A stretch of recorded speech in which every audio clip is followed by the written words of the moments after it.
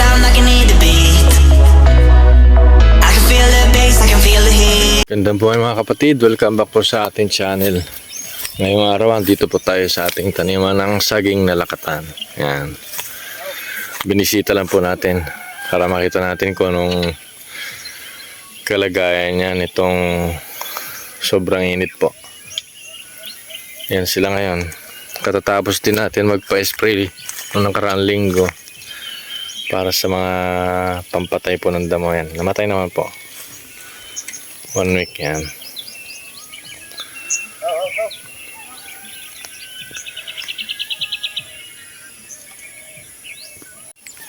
Grabe po yung epekto ng sobrang init. Yung mga itinanim po natin, oh. Ayan siya. Yung maliliit na namatay po. Halos sila lang naiwan sa dito. Wala na rin.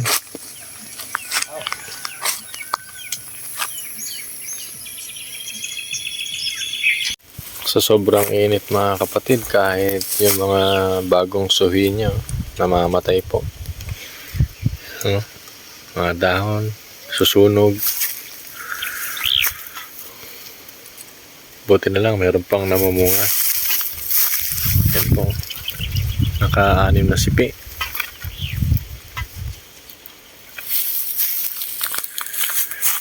Ito, napabayaan natin itong saging. Dapat tig-iisang puno lang po na iwan natin, pero ang dami po. Iayos na lang po natin ito sa susunod na linggo. Ayan. Grabe pong init mga kapatid, oh.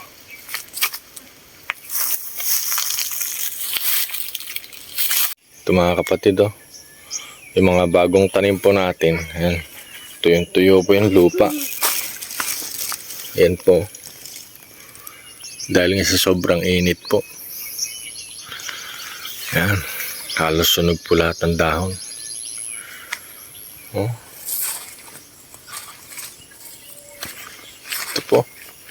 Halos tuyong-tuyo lahat ng lupa.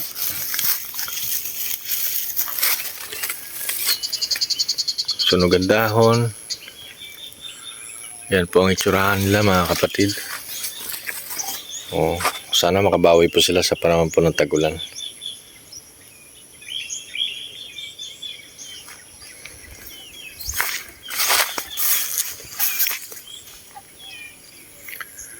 Sana po.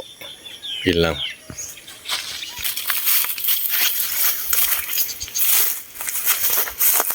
Itong isa naman, okay pa naman yung bunga niya.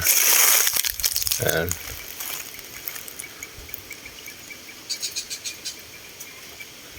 Kita niyo po. Nasusunog po yung balat. Sobrang init po yan.